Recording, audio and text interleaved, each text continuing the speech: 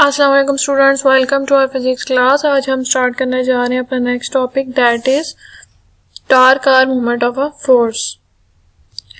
Movement of the force से मुराद है कि यानी कि जो फोर्स है, ठीक है, उसकी वजह से जो मूवमेंट प्रोड्यूस हो रही है, और ये बेसिकली टॉर्क से रिलेट कर रहा है। जैसे जो turning effect of the force है, ठीक है, दैट इज टॉर्क, जिसमें क्या हमारे पास इंक्लूड होती है मूवमेंट आर्म। ठीक है, फॉर एग्जांपल यहाँ पर मैं इसको एक्सप्लेन करती हूँ। एक एग्जांपल है हमारे पास डोर की।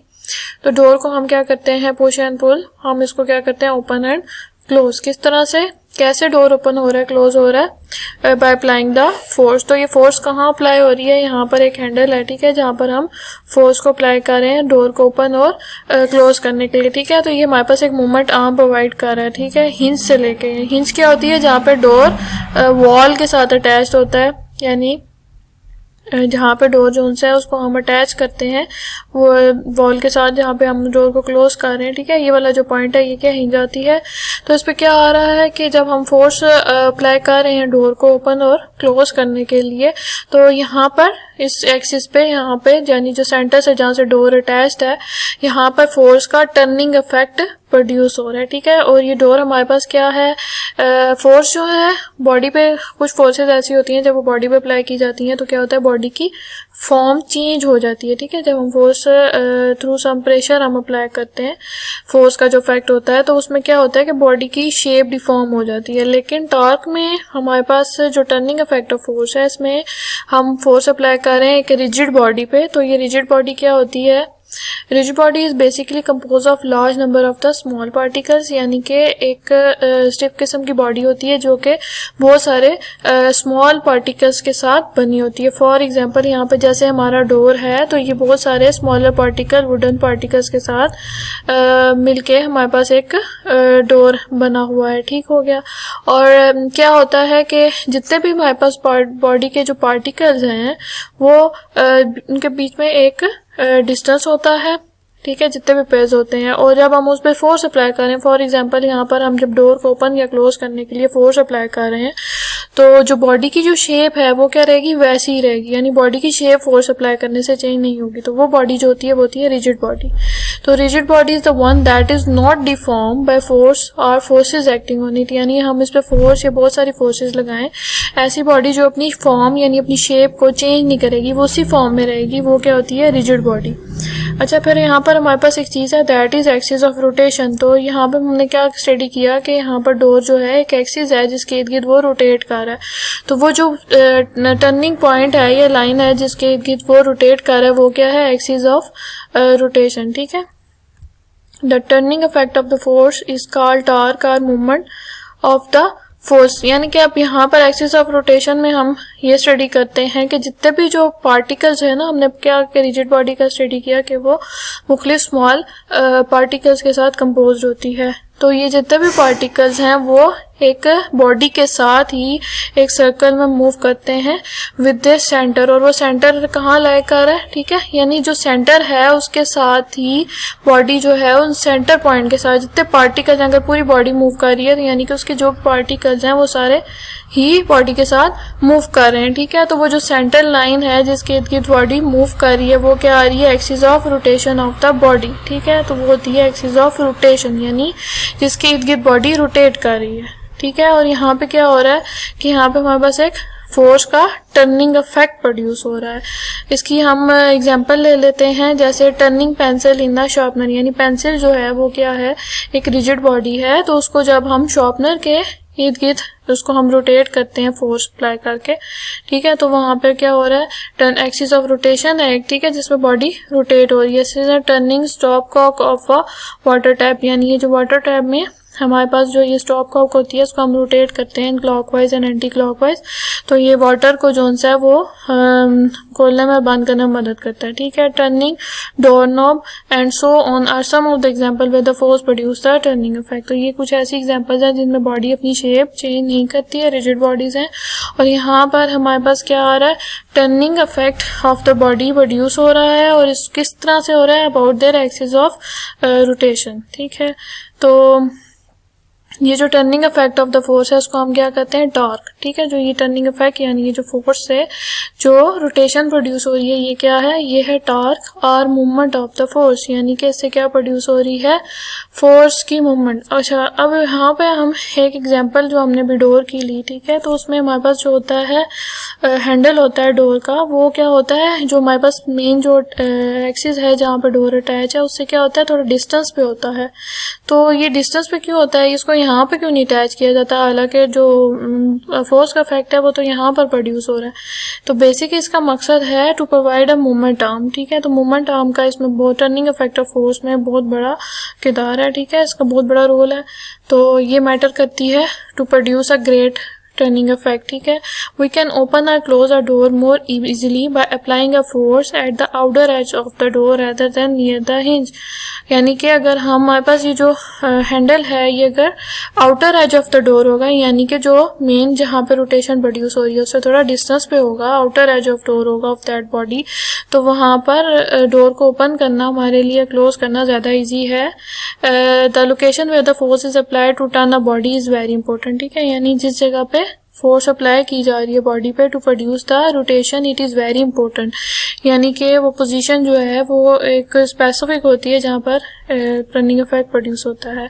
तो पोजीशन जो है वो बहुत मैटर करती है। मूवमेंट आर्म को एक्सप्लेन करने के लिए यहाँ पर हमारे पास एग्जांपल है ऑफ आवर स्पैनर, यानी कि जिसको हम यूज़ करते हैं टू ओपन नट्स। ठीक है, इन ओपन अ नट और अ बोल्ट। ठीक है, इसको लूज या टाइट करने के लिए जो हम अपने पास इंस्ट्रूमेंट यूज़ करते हैं ये होता है स्पैनर। स्पैनर जो है दो तरह के अब इन्होंने यहाँ पर शो किए हुए हैं।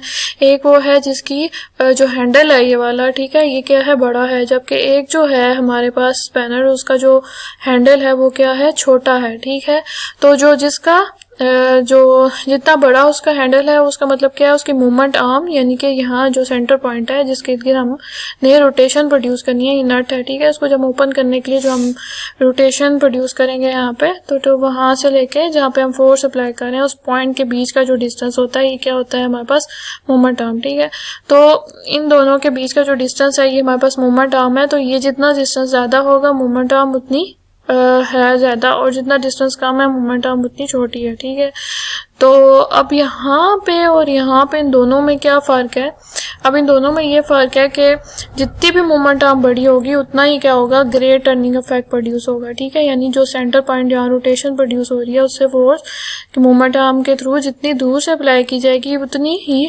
जो स्ट्रॉन्गर जो है वो रोटेशन यानी कि फोर्स, ग्रेट फोर्स अप्लाई होगी और बेहतर टर्निंग इफेक्ट प्रोड्यूस होगा। और जितनी हमारे पास मूवमेंट आर्म शॉर्ट होगी और उतना ही हमारे पास क्या रोटेशन या हमें फोर्स अप्लाई करने में भी डिफ़िकल्टी होगी। और यानी हम जितना क्लोज, अगर मैं यहाँ से मैं कहूँ कि मैं इसको अपने हाथ से ही ओपन कर लूँ तो मूवमेंट आर्म क्या हो जाती है, डिस्टेंस क्या ख़त्म हो जाता है रोटेशन प्रोड्यूस करने के लिए। ठीक है, तो बहुत मुश्किल है, और जितना हम डिस्टेंस इंक्रीज़ करते जाएंगे तो फोर्स हमें कम अप्लाई होगी। ठीक है, और जितना हम करीब इसके आते जाएंगे तो फोर्स क्या होगी, रोटेशन प्रोड्यूस करने के लिए उतनी ही ज़्यादा फोर्स अप्लाई करनी पड़ेगी। ठीक है, तो ये जो हमारे पास चीज़ है मूवमेंट आर्म, ये इस तरह से हमारे पास हेल्पफुल है। ओके, अब इसमें एक चीज़ है दैट इज़ हमने मूवमेंट आर्म को स्टडी किया, एक है line of the action of a force. Line of action of a force, तो line of action of the force वो होती है जहाँ पर हम फोर्स को अप्लाई करेंगे। ठीक है, तो ये क्या होती है, लाइन ऑफ द जो एक्शन ऑफ द फोर्स ये परपेंडिकुलर होती है टू द मूवमेंट आर्म। ठीक है, यहाँ पर हमने एक बताया हुआ है कि यहाँ पर एक मूवमेंट आर्म है। ठीक है, ये जो परपेंडिकुलर हॉरिजॉन्टल लाइन है ये मूवमेंट ऑफ द आर्म है। यहाँ पर ये जो ए पॉइंट पे है ये है ए और ए डैश पे, ये जो हमारे पास है यहाँ है एक्सिस ऑफ द रोटेशन, यानी यहाँ पर बॉडी रोटेट कर रही है। और ये B C is the line of the action of the force. ठीक है, ये फोर्स क्या है हम लोगों की इन क्लॉकवाइज, ठीक है, डायरेक्शन में ये line of the action of the force है। और यहाँ पर ये जो दोनों के बीच का डिस्टेंस है यानी कि एक्सिस ऑफ रोटेशन और line of the action force के, ये है मूवमेंट आर्म। तो ये मूवमेंट आर्म जो है वो हमारे पास क्या होगी, perpendicular distance between the axis of the rotation and line of the action of the force is the movement arm. तो जो परपेंडिकुलर डिस्टेंस है, यानी देखिए जो हमारे पास line of the action of the force है और जो मूवमेंट आर्म है ये एक दूसरे के परपेंडिकुलर है, they are making an angle of 90 degrees here. ठीक है, यहाँ पर ये 90 का एंगल बना रहे हैं, ये दोनों एक दूसरे के म्यूचुअली परपेंडिकुलर हैं।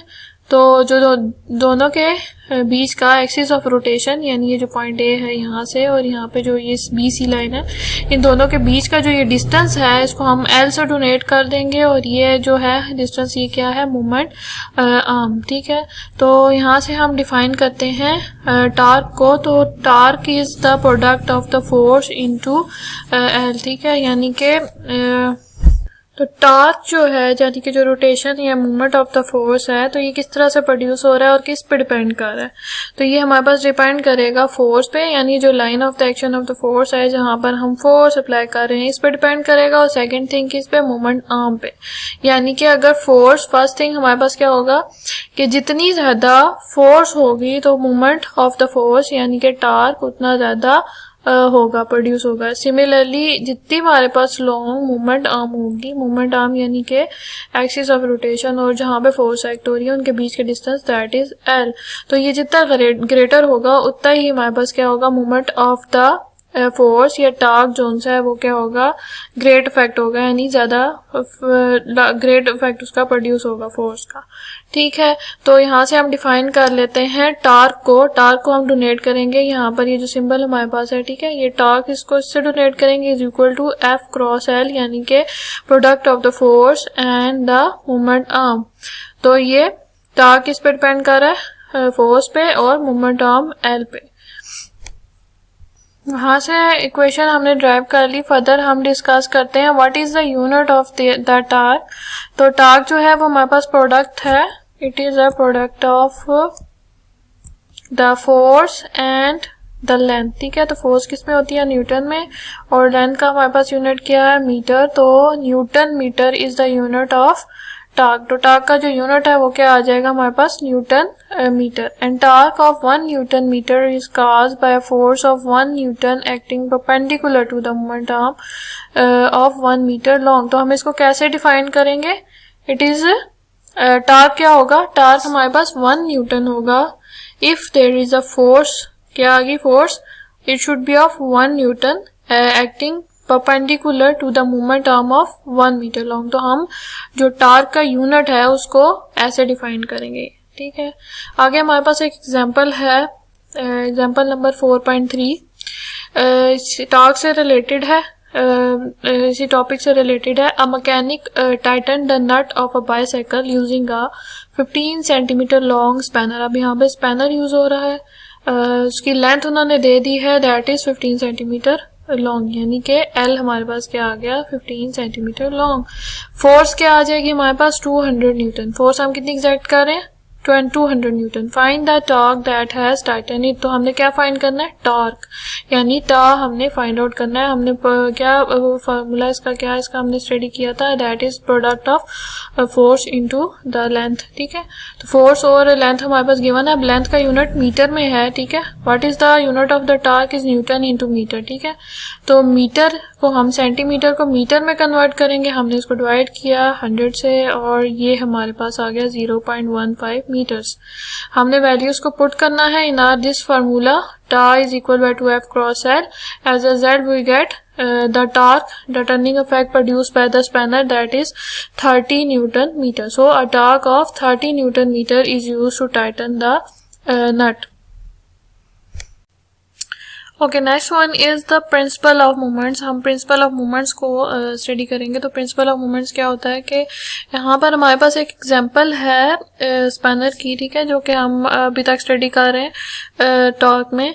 तो क्या कह रहा है कि जो स्पैनर है वो नट को या तो टाइट करेगा या तो उसको लूज करेगा। अब इसमें दोनों तरह की कंडीशंस में वो यूज हो रहा है। एक तो वो नट को टाइट करने के लिए भी यूज हो रहा है, फर्दर वो नट को जो है लूज करने के लिए भी यूज हो रहा है। तो यहाँ पर दोनों में क्या प्रोड्यूस हो रहा है, दोनों में ही टार्क प्रोड्यूस हो रहा है। लेकिन क्या हो रहा है कि उसमें डायरेक्शन ऑफ द फोर्स, ठीक है, वो चेंज हो रही है। तो द टार्क और मूवमेंट ऑफ द फोर्स वो produce when we are tighten the nut, यानी जब हम नट को टाइट कर रहे हैं तो हम कौन सी डायरेक्शन में टार्क या movement of the force produce कर रहे हैं। तो वो मूवमेंट कौन सी है, वो क्लॉकवाइज मूवमेंट है, यानी हम नट को स्पैनर को क्लॉकवाइज मूव करेंगे in this direction, okay, clockwise direction में। और इसी तरह से जब हम नट को लूज करेंगे तो हम उसकी ऑपोजिट डायरेक्शन में जो है स्पैनर को मूव करेंगे, यानी जो हमारे पास मूवमेंट आ रही है वो किस में आ रही है अब एंटी क्लॉकवाइज, यानी उससे ऑपोजिट में हम उसको प्रोड्यूस कर रहे हैं। ठीक है, तो force that is applied to turn the nut is anti clockwise direction. ठीक है, डायरेक्शन हमने चेंज कर दी। सो द टार्क और movement of the force to produce is called anti clockwise movement. तो यहाँ पर जो टार्क प्रोड्यूस हो रहा है वो कौन सा है, एंटी क्लॉकवाइज मूवमेंट। यहाँ पे कौन सा मूवमेंट था, क्लॉकवाइज मूवमेंट, और यहाँ पे कौन सा मूवमेंट आ रहा है, एंटी क्लॉकवाइज मूवमेंट। इसी तरह से हमारे पास एक और कंडीशन है कि हमारे पास एक बॉडी है जो कि इनिशियली किस पे है, एट रेस्ट पे है, डज नॉट रोटेट। ठीक है, हमने क्या बताना है, प्रिंसिपल ऑफ मूवमेंट्स को एक्सप्लेन करना है। यानी एक बॉडी इनिशियली रेस्ट पे है और वो रोटेट नहीं हो रही, and sum of all the clockwise movement acting on it is balance, यानी उस पे जितने भी मूवमेंट्स जो हैं वो क्लॉकवाइज हैं वो क्या आ रहे हैं, बैलेंस्ड हैं, और जो एंटी क्लॉकवाइज हैं वो क्या है, एक दूसरे को बैलेंस, यानी clockwise movement anti clockwise movement को बैलेंस कर रहे हैं। यानी उसमें तो फोर्स भी एक्ट हो रही है, लाइन ऑफ एक्शन भी है, सब कुछ है, लेकिन क्या हो रहा है कि जो क्लॉकवाइज और एंटी क्लॉकवाइज दो मूवमेंट्स हैं वो दोनों एक दूसरे को बैलेंस कर देंगे। तो इस कंडीशन को हम क्या बोलेंगे, this is known as principle of movements. और इस कंडीशन में क्या होगा, बॉडी रेस्ट पे नजर आएगी। ठीक है, body initially at the rest होगी। So a body is balanced if the sum of the clockwise movement acting on a body is equal to the sum of anti clockwise movement acting on it. So this is called the principle of the movement. यहाँ पर एक example है, हमारे पास children's हैं दो, एक का wait क्या है, एक का वेट लार्ज है, जबकि दूसरा है चाइल्ड, उसका वेट क्या है, स्मॉल है। लेकिन अब यहाँ पर बीच में आ रही है, यहाँ पर यानी दोनों पॉइंट्स पे हमारे पास इस सीसा पे फोर्स है, लेकिन जो इन दोनों के बीच का डिस्टेंस है with respect to that center point वो चेंज है। यानी अगर हम ये जो एक्सिस ऑफ रोटेशन है जिसपे हमारे पास बॉडी मूव कर रही है, उससे एक जो जिसका लार्ज वेट है तो उसका क्या है, यानी यहाँ पे फोर्स ज्यादा है लेकिन यहाँ पर डिस्टेंस स्मॉल आ रहा है, यानी मूवमेंट आर्म स्मॉल है। और यहाँ पर इसको ये कंडीशन इसको कैसे बैलेंस कर रही है कि यहाँ पे वेट तो स्मॉल है, ठीक है, वेट स्मॉल है, लेकिन यहाँ पर डिस्टेंस क्या आ रहा है, वो लार्ज आ रहा है। ठीक है, यानी कि यहाँ पर भी फोर्स अप्लाई हो रही है, कैसे, जो इसको बैलेंस कर रही है लार्ज वेट को, due to this large distance. ठीक हो गया, तो जिसकी वजह से यहाँ पर प्रिंसिपल ऑफ मोमेंट्स प्रोड्यूस हो रहा है। Here we come with example number 4.4 from our topic। यहाँ पर जो है इसमें इन्होंने बताया हुआ है, a meter rod is supported at its middle point O as shown in the figure। यहाँ पर एक मीटर रॉड है, ठीक है, और यहाँ पर एक पिवट पॉइंट है, सेंटर पॉइंट है, जहाँ पर उसको सपोर्ट किया गया है। The block of weight 10 newton is suspended at the point B। तो एक जो ब्लॉक है जिसका वेट क्या है 10 न्यूटन है, उसको पॉइंट B पे अटैच किया गया है, और इसका डिस्टेंस क्या है 40 सेंटीमीटर फ्रॉम द O। ठीक हो गया, और the block of the weight 10 newton is suspended at the point B that is 40 centimeter from the point O। यानी जो सेंटर पॉइंट O है, यहाँ पे इसका डिस्टेंस 40 मीटर है और इसका वेट क्या है 10 Newton. Find the weight of the block that balance it at point A 25 centimetre from the O। यानी कि इस पॉइंट पे, पॉइंट A पे हमने क्या फाइंड करना है, इसका वेट फाइंड करना है, जबकि डिस्टेंस उन्होंने हमें बता दिया है, दैट इज 25 सेंटीमीटर। तो फर्स्ट वेट हमने, यानी वेट 1 जो है वो हमने फाइंड करना है, जबकि वेट 2 हमें 10 न्यूटन गिवन है। ठीक हो गया, यहाँ पर दो मोमेंट्स आम आ रही है with respect to this center point. OB जो पॉइंट है ये इन्होंने हमें गिवन किया है 40 सेंटीमीटर, और OA जो है वो क्या था 25 सेंटीमीटर। लेकिन यहाँ पर क्या हो रहा है, टार्क प्रोड्यूस हो रहा है, तो उसके लिए उन्होंने हमें क्या, जो डिस्टेंस है वो किस में आता है, हमने इसको मीटर में रखना है। ठीक है, तो इसको हम कन्वर्ट कर देंगे यूनिट को मीटर में। ठीक है, अब यहाँ पर हम क्या अप्लाई करेंगे, द प्रिंसिपल ऑफ मूवमेंट, जो भी हमने सीसा वाली एग्जांपल चाइल्ड की स्टडी की थी, दिस इज एग्जैक्टली सेम। तो उसमें हमारे पास क्या आता है, the clockwise movement is equal to anti clockwise movement. हमने क्या स्टडी किया, बॉडी द रेस्ट होगी जब हमारे पास clockwise movement anti clockwise movement के इक्वल होगा। तो इस तरह से हमारे पास जो मूवमेंट ऑफ वेट जो सेकंड वेट है W2 is equal to moment of weight 1 आ जाता है। तो यहाँ पर हम अप्लाई करते हैं वेट 1 जो है उसको मल्टीप्लाई करेंगे with moment arm of OA। ठीक है, यहाँ पे क्या आ रहा है, सेम वही चीज आ रही है। वेट हमारे पास क्या आ रही है, एक तरह की फोर्स। मोमेंट आर्क में क्या होता है, F इंटू एल। ठीक है, एल क्या होती है, द डिस्टेंस, तो डिस्टेंस ये आ जाएगा। और वेट हमारे पास क्या आ जाती है, जो उस पॉइंट पे हमारे पास फोर्स एक्सर्ट हो रही है। ठीक है, दैट इज वेट 1। तो वेट 1 को मल्टीप्लाई करेंगे OA से is equal to anti clockwise में क्या आ जाएगा, यहाँ पर जो हमारे पास वेट 2 है उसको हम मल्टीप्लाई कर देंगे with their moment arm. Moment arm क्या आ रही है इसकी, OB। ठीक है, तो ये आ जाएगी moment arm of weight 1 is OB। हमने इनको मल्टीप्लाई किया। अब सिंपल हमने अपनी वैल्यूज को पुट कर देना है। OA की वैल्यू क्या थी, that is 0.25 meter from our data. ठीक है, यहाँ पे ये जो OA की वैल्यू है हमने यहाँ पुट की। वेट 1 हम फाइंड कर रहे हैं। ठीक है, और जो वेट 2 है, सेकंड जो बॉडी का वेट था ब्लॉक का, वो क्या गिवन है, दैट इज 10 न्यूटन। यहाँ 10 न्यूटन लिखना है। और OB हमारे पास गिवन था, दैट इज 0.40 मीटर। ठीक हो गया। यहाँ पर ये जो वैल्यू W1 के साथ मल्टीप्लाई हो रही है इस साइड पे इक्वेशन के इस साइड पर आकर यहाँ पर डिवाइड हो जाएगी।